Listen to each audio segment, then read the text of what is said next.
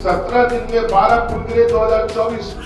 ये जो कच्ची दरगाह बिंदुपुर 6 लेन पुल ये बना 3,115 करोड़ का पुल 4,988 करोड़ में बना। एक मकान बन रहा है उसका 2,000 रुपया स्क्वायर फीट लगता है तो बिहार सरकार सीधे 8-9 हजार स्क्वायर फीट करती है। ये पैसा बड़का झूठा पार्टी के पॉकेट से आया क्या? ये पैसा जनता का पैसा है। चिराग जी ने खुद ये बयान दिया कि यहाँ सड़क के आवंटन के सिलसिले में, गुणवत्ता के सिलसिले में पूरा एस्टीमेट घोटाला है। दलितों को परेशान करने का, दलितों के आरक्षण छीनने का, सरकारी व्यवस्था को प्राइवेट व्यवस्था में बदलने का पूरा प्लान बड़का झूठा पार्टी के पास है, जिसके सपोर्ट में ये सपुत्र खड़े हैं जो अपने आप को दलित नेता है अपराधों के लिए पहचाना जाता है। 2005 से लेके आज तक जो सरकार बड़का झूठा पार्टी के साथ जनता दल ने बनाया, उस सरकार ने भी कुछ परंपरा स्थापित किया है और वो परंपरा है एस्टीमेट घोटाले। जैसे कि कोई सरकारी सामान खरीदना है तो कहां से खरीदा जाएगा, उसका रेट बाजार के रेट से 5 गुना ज्यादा होगा। किसी बिल्डिंग का, रोड का, सड़क का, पुल का, पुलिया का निर्माण कार्यक्रम में भी एस्टीमेट बनाया जाएगा। प्रपोजल पहले लाया जाएगा, एस्टीमेट बनेगा, फिर एस्टीमेट जो बाजार का भाव होता है, फर्ज कीजिए कि कोई एक मकान बन रहा है उसका 2,000 रुपया स्क्वायर फीट लगता है तो बिहार सरकार सीधे 8-9 हजार स्क्वायर फीट कर देगी और वो बढ़िया से पास होते होते पास हो जाएगा इसकी, जबकि उतना पैसा लगना नहीं है। कम पैसे में वो चीजें हो सकती है। तो ये मशहूर है हमारे यहाँ, ये भी एक परंपरा है। हमारे यहाँ की परंपरा है ना भाई, हम सहिष्णुता है हमारे यहाँ, हमारा इतिहास है, गौरवपूर्ण इतिहास है हमारा। एक ये भी इतिहास बनता चला गया, 20-25 साल का इतिहास, कुछ छोटा इतिहास नहीं। हाल के दिनों में यह इतिहास रचा गया पुल निर्माण के संबंध। अभी 23 जून 2025 को ये जो कच्ची दरगाह बिंदुपुर 6 लेन पुल ये बना, बहुत लंबा पुल है। इसकी जो स्वीकृति थी जब हम महागठबंधन में शामिल थे 2015 में, इसकी स्वीकृति के वक्त एस्टिमेशन था 3,115 करोड़। सरकार बदल गई और बदलने के बाद इसमें कई आयाम आए, आमूलचूल परिवर्तन। चाहे आवंटन किसको देना है, मटेरियल क्या लगना है, लगाना है, कई जांच पड़ताल होते होते अल्टीमेटली ये बना 3,115 करोड़ का पुल 4,988 करोड़ में बना। 2015 से लेके ये जो एस्केलेशन है, ये किसका पैसा है? ये पैसा बड़का झूठा पार्टी के पॉकेट से आया क्या? ये पैसा जनता का पैसा है। और ये बड़ा एस्टीमेट घोटाला, और सिर्फ ये मैं जो बात कह रहा हूं, ये जहां तक बात पहुंचेगी आपके माध्यम से, उनको मालूम है कि मैं क्या कह रहा हूं। मैं जानता हूं कि एस्टिमेशन कैसे यहां होता है, खरीदो फरोख्त में किस तरह से घालमेल किया जाता है। निर्माण के काम में तो सबसे ज्यादा ये प्रक्रिया चलती है। कई बार ऐसा हुआ है कि जो संवेदक है उसके द्वारा बनाया हुआ पुल या उसके द्वारा बनाई हुई सड़कें या उसके द्वारा बनाए हुए मकान, इन सब में अगर उसने खराब मटेरियल दिया, जांच के लिए अगर जनप्रतिनिधि ने लिखा तो जांच भी नहीं होती है, बल्कि पीसी का चार्ज बढ़ जाता है।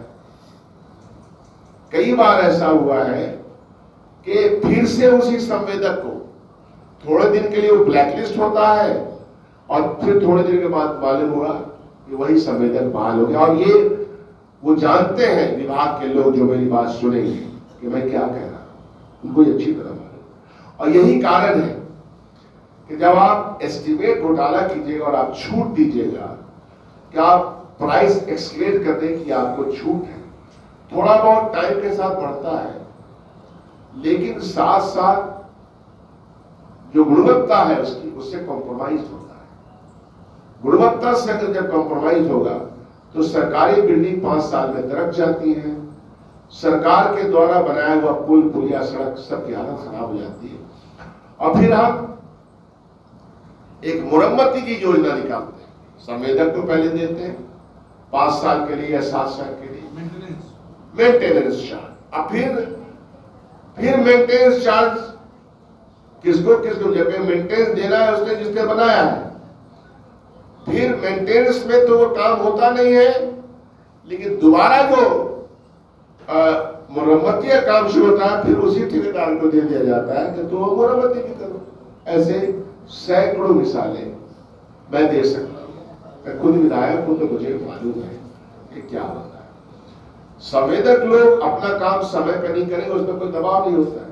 और इसी कारण से आप पुलों के बारे में देखिएगा कि किस तरह से पुल कि कितने पुल, कितने 17 दिन में 12 पुल गिरे 2024 में। 17 दिन में 12 पुल गिर गए इसी बिहार में, और एस्टिमेट घोटाला ये चल रहा है। और बड़े बड़े पुल गिरे, छोटे की तो बात छोड़ दीजिए। उसके बाद सर देखिए कि नाम है हमारे पास 2022 और 2023 में भी गिरे थे पुल। बिहार में पुल गिरने का यह सिलसिला नया नहीं है, 2022 और 23 में भी हुआ। तो मिला जुला के 2024 में जल प्रकोप या भ्रष्टाचार का प्रकोप में कुछ और पुल दहे हैं। 10 जुलाई को, 15 जुलाई को, 16 जुलाई को 2024 में, 27 जून को, 28 जून को। तो इससे साबित क्या होता है? इससे साबित यह होता है कि जो सरकार चला रहा है, या तो उसको सरकार चलाने का लूर ढंग है नहीं, या फिर भ्रष्टाचार के ऐसे ही थोड़े। भारतीय जनता पार्टी का जो दफ्तर पूरे हिंदुस्तान में बन गया, तो ये पैसा कहां से आया? इन्हीं सब वजह से पैसा आया। बड़े बड़े दफ्तर बन गए सैकड़ों की तादाद में। बिहार के 38 जिले में 3 करोड़ 4 करोड़ का दफ्तर कहां से बन गया? इन्हीं पैसों के माध्यम से बड़का झूठा पार्टी। आप लोग समझ रहे हैं, बड़का झूठा पार्टी हमने नहीं कहा बीजेपी को, माननीय मुख्यमंत्री जी ने खुद कहा है। मैं उनके शब्द दोहरा रहा हूं। मैं तो उनकी बड़ी इज्जत करता हूं व्यक्तिगत तौर पर, और उनको परेशान जो है सो भाजपा के लोग ही करते हैं। अच्छा, इस सिलसिले में एक और मजेदार बात है कि बड़का झूठा पार्टी के एक साहब है, नौजवान बिहार के हैं। उनके पिताजी तो बहुत जुझारू थे, दलित समाज के लिए काम करते थे। तो उनके साहबजादे कैबिनेट में मिनिस्टर भी हैं। वो हाजीपुर का दौरा करते हैं और वो कहते हैं कि बहुत खराब हालत है सड़क, गजब है। लेकिन वो घूम रहे हैं और प्रधानमंत्री के खासम खास जो बोलते हैं, उनको ये पता नहीं है कि दलितों को प्रताड़ित करने का पूरा प्रोग्राम बड़का झूठा पार्टी के इतिहास में नहीं था। दलितों को परेशान करने का, दलितों के आरक्षण छीनने का, सरकारी व्यवस्था को प्राइवेट व्यवस्था में बदलने का पूरा प्लान बड़का झूठा पार्टी के पास है, जिसके सपोर्ट में ये सपुत्र खड़े हैं जो अपने आप को दलित नेता कहते हैं। लेकिन आश्चर्यजनक बात यह कि वो भी सड़कों के बारे में कोई तारीफ नहीं कर रहे। तो उनसे मैं कहता हूं कि सीधा साधा बोलिए कि यहां सड़क के आवंटन के सिलसिले में, गुणवत्ता के सिलसिले में पूरा एस्टीमेट घोटाला है, उसको ये मान ले। और उन्होंने खुद ये बयान दिया है, चिराग जी ने खुद ये बयान दिया है। तो इसीलिए मिला जुला करके जो मामला है वो आपके सामने है। के नाम बताएं, इंफ्रास्ट्रक्चर